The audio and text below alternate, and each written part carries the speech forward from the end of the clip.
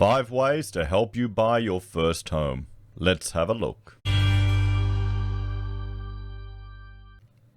Hello everyone, Florian.Heise here, and welcome to another episode of HeiseSays. Grab your stein of coffee because we're going to have a look at an article from Yahoo Finance which is discussing 5 ways or 5 legs up to help you get into your first home.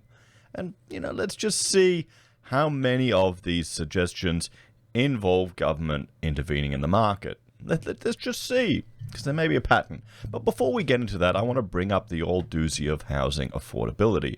And this is a chart that I have shown several times before, just showing the price increase of housing from 1990 to 2020. And we can see that, well, it's getting right up there, everyone. I mean, if we have a look here, 565% for Sydney. And apartments are pretty much the same. The only one that hasn't risen by more than 400% in that period was here in Brisbane. And we do have a lot of apartments appearing in South Brisbane, just shooting up. It's crazy. Remember when we were talking about developers offering a year of mortgage repayments? That's just a discount. So, now, during that same period, we look at wages. None of them have gone up over 400%. They've gone up 322 and 335 for male and female in the private sector, everyone. So wages obviously haven't kept up. So housing, well, is overtaking wages. So you can see why people want to invest in housing. Makes sense. This is a Lorenz curve. Everything above the line is affordable to you. So say you're in the 60% income sector, you have access to this percentage of properties at 30% or less of your household disposable income. In where the orange is, that's Brisbane. Of course, this is last year, so it's probably gotten a bit worse. But look at all the country. Most of the country, you can't get a place for less than 30%. It's unaffordable. Perhaps now, maybe that 30% needs to be questioned because, well, if you're so used to living so frugally, our quality of life isn't the same as it was in the past. So maybe you can do it a bit harder. But let's have a look at these 5 reasons, everyone, and let me know if you're surprised at what they are. And this is written by Nicole Pedersen McKinnon. So, incentives to starve off the coronavirus crisis have seen property prices forge higher, perhaps seemingly out of reach. And there's another article I want to look at today with regards to lower interest rates are actually quickly, the advantage of lower interest rates and housing affordability evening out is quickly disappearing because prices are going up. So, and in that respect, the end of the home builder grant is not all bad. Now, a home builder, let's jump over here, everyone, and we'll just have a look. I'll bring up this chart to show you just the extent of the home builder intervention in the economy. And you can see here how much in each state: 26,000 projects in Queensland, 23 in New South Wales, 35,000 in Victoria, which had the harshest lockdowns. I guess it's cold. Well, here's a question. Here's a theory, some theory crafting. Perhaps because the Victorians, I grew up in Victoria. And what did we do every year? We went for holiday to Queensland, sometimes twice, sometimes 3 times a year. Because it's cold. It's cold down there. It's uncomfortable down there. It's very cold. And you go to a nice sandy place away. So perhaps the Victorians have got more money squirreled away for their vacations and for their holidays. And, well, since those opportunities have disappeared, they're thinking, well, we've been stuck in the home. Let's do that renovation. Let's build on that project. Let's do that new little thing. There's more of a renovation culture in Victoria than there is in Queensland. At least that's what I noticed back when my father had a construction company down there. Much more renovations than up here. It's a different culture too. Perhaps that's why home builder is having influence. But you also have to remember, and this is one good thing for this scheme, is that the government has stretched out the time period that you can start construction. You don't want overheating in the construction sector, everyone. That leads to horror stories. That leads to disasters. So, what remains are giveaways and concessions, of course. Some of them new or extended that can help you attain your home ownership goals. So this is government intervention, juicing up the market. On an individual level, it may seem good, but you've got to understand, even HomeBuilder. HomeBuilder has worked quite well in stimulating the housing sector, but prices have gone up because of demand. So you're probably getting this extra money, 15 grand, 25 grand, and you're paying for that. You've got a minimum spend of 150. So you're paying for it in GST anyway.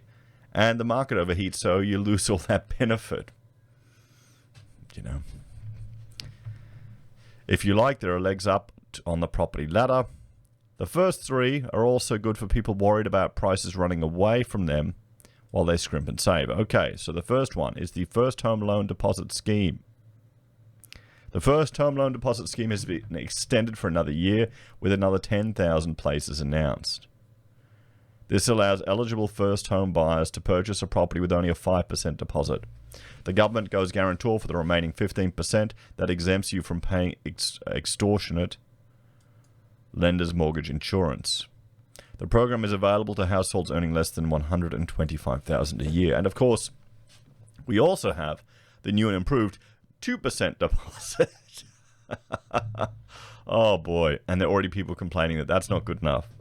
We'll look at that in another video. I mean, there you go. Government handout, government intervention. At least we haven't gotten to the dangerous level that the US has in their housing sector.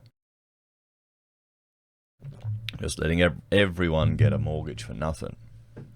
So, the Family Home Guarantee. Oh, here, this is the 2%. This one builds on the home loan scheme, but is specific for single parents. So quick, rush out there, get that divorce so you get those monies. This is the issue, everyone. There's less and less incentive to actually stick it out.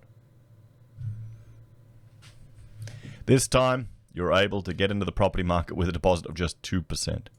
2%. To ensure there is housing affordability where the capacity to build a deposit is reduced. And you guessed it, the government goes guarantor in this circumstance for 18%.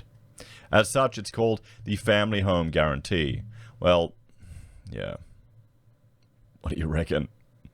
Again, the annual income threshold is $125,000, but with $10,000 loans available, they will go quickly.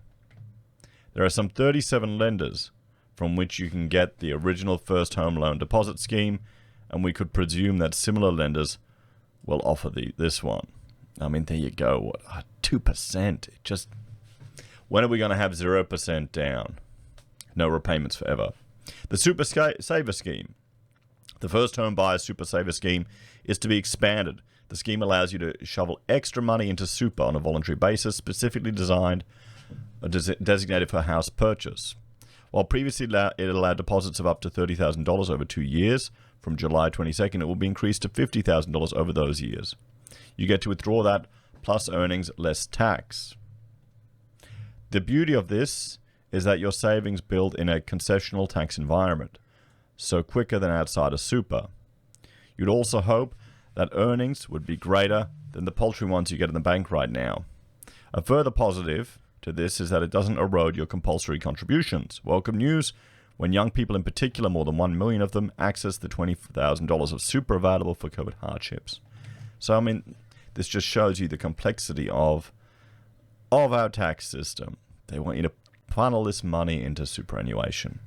Hey, at least there are tax advantages to it, and you get more money to it, but you only get access to it on their terms. And here we go, the good old First Home Buyers Grant that in some ways started a lot of this mess. Not new, but certainly extremely helpful, are various first home buyer grants and stamp duty concessions across the states and territories. Depending on where you live and whether you build or buy a new home, you may qualify for up to $20,000 in cash and waive stamp duty, which represents a significant cost saving. So far, from the news on the home buyer front being gloom and doom, that's some good news developments. Usually, however, the time to buy is when you're ready, not rushed. Well, that's some good advice there, because a lot of people are falling for getting the FOMO and jumping in. I mean, what if you've waited, and just haven't seen a correction, and now just more money is flooding in? I think in some ways this exacerbates the K-shaped economic recovery that we're having here in Australia. Well, no, the K-shaped economic recovery exacerbates the social divide that exists in Australia between those that are earning more than enough money and those that are struggling. And number 5, follow a formula. So not strictly a leg up, but it's vital for your future financial security to follow my formula to find your safe borrowing ceiling. It's an amended formula, though, for the fact that prices are currently growing. Indeed, many first-home buyers are purchasing with a smaller deposit to stop chasing prices and bring forward purchases. While I'd normally advocate a 20% deposit, keeping a cap on your borrowings is probably the more crucial factor today. Do this by applying a simple test. Are the repayments on what you want to borrow no more than 1/3 of your before-tax salary or salaries? Borrow more, and that puts you under the official definition of mortgage stress. I wonder how many people are borrowing more. Because think about it, if you've been renting and saving, are you going to be worried? But then the risk is, what happens if interest rates shoot up? We're already starting to see rates jump up. So there you go, everyone. 5 hints from Nicole on how to get into your first home. The first home loan deposit scheme, government intervention. The first home guarantee or the family home guarantee, government intervention. The super saver scheme, government intervention. The first home buyer grants, government intervention. And at least following a formula.